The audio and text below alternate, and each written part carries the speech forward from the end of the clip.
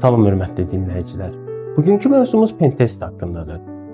Bu mövzuda siz nüfuz etmə testi adlandırılmış pentestlər haqqında məlumatlı olacaqsınız. Pentestlərin məqsədləri və növləri barədə ətraflı məlumat əldə edəcəksiniz.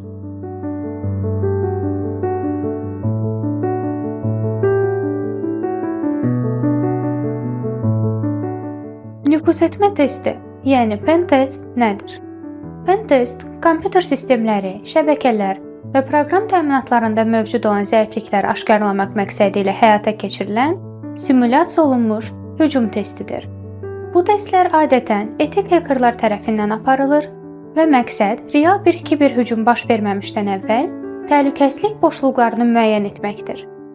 Sistemə kənar və ya daxili hücumçu baxış bucağından yanaşılaraq müdafiə səviyyəsi qiymətləndirilir və zəifliklərə qarşı qabaqlayıcı tədbirlər görülməsi üçün əsas yaradılır.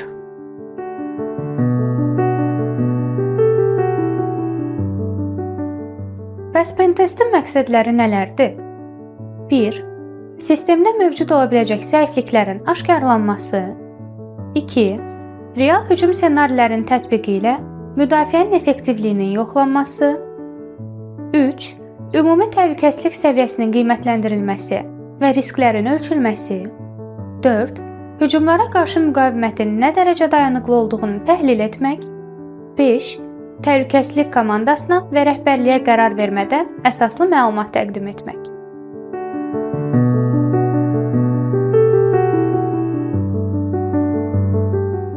Pentest testinin növləri hansılardır? Pentest testləri əsasən etik hekerlərin sistem haqqında malik olduğu məlumata görə aşağıdakı 3 əsas növə bölünür. Black box, grey box və white box testi. Gəlin hər biri ilə ətraflı tanış olaq.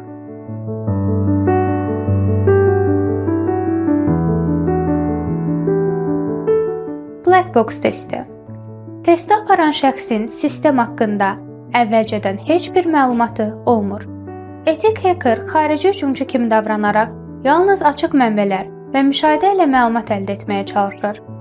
Bu metod real dünyada kənar hücum ssenarilərini simulyasiya etmək üçün ən çox istifadə olunan və ən riskli, lakin ən realistik yanaşmalardan biridir. Sistemin açıq portları, web tətbiqləri və internetdə mövcud olan məlumatları əsas analiz mənbəyidir.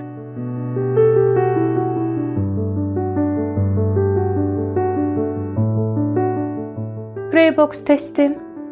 Testi aparan şəxs sistem haqqında qismən məlumata malikdir. Məsələn, istifadəçi girişləri və bəzi daxili strukturlar. Bu növ test daxili istifadəçi rolunda olan şəxsin sistemə hücum etmə ehtimalını qiymətləndirmək üçün uyğundur. Grey box testləri həm daxili, həm də xarici təhlükələri balanslı şəkildə təhlil etməyə imkan verir. Qismən məlumatla daha hədəfli və effektiv zəiflik analizlərini aparmaq mümkündür.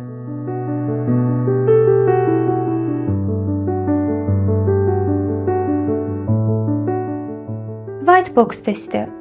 Testi aparan şəxsə sistemin tam daxili məlumatı təqdim olunur. Mənbə kodları, konfiqurasiya faylları, şəbəkə diaqramları, autentikasiya üsulları və s. Bu test sistemin dərin və ətraflı şəkildə analiz olunması üçün həyata keçirilir və daha geniş zəifliklərin aşkarlanmasına imkan verir. White box testi daxili təhlükəsizlik komandasının baxışı ilə aparılır və inkişaf mərhələsində olan sistemlər üçün çox faydalıdır. Bu yanaşma ilə sistemin struktur səviyyəsində dayanıqlılığı ölçülür və gələcək hücumlara qarşı ciddi müdafiə tədbirləri planlaşdırılır. Nəticə.